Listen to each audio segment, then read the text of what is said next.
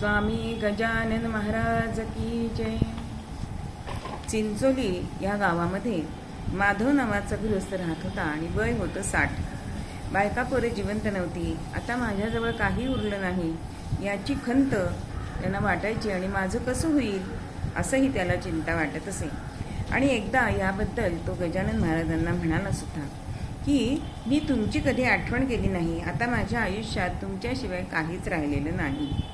तेव्हा तो समर्थांच्या पुढे हट्ट धरून बसला की मी आता उपोषण करणार. मुखाने नामस्मरण करू लागला. त्यात खंड पडला असा एकही दिवस गेला नाही. तेव्हा गजानन महाराज त्यांना म्हणाले की हेच नामस्मरण तू आधी का नाही केलेस? आता काय उपयोग? तेथील लोकांनी त्याला भोजन करण्यास सांगितले, ते मात्र त्यांनी ऐकले नाही. तो हट्ट धरून बसला आणि रात्रीचे 2 वाजले. तेव्हा गजानन महाराजांनी काय केलं?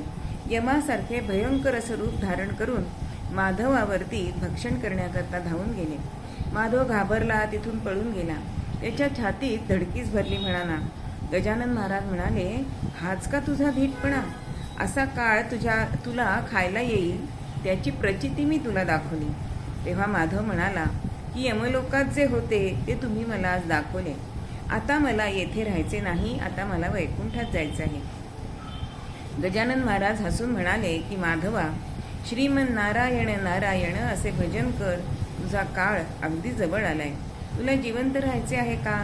माधव म्हणाला, समर्थ, मला याच्यामध्ये अडकून पडायचे नाही. तेव्हा गजानन महाराज म्हणतात, तू जे मागितले ते मी तुला दिले. काही दिवसांनीच माधव समर्थांच्या समोरच म्हणजे गजानन महाराजांच्या समोरच इहलोकी गेले. जय जय रामकृष्ण हरी.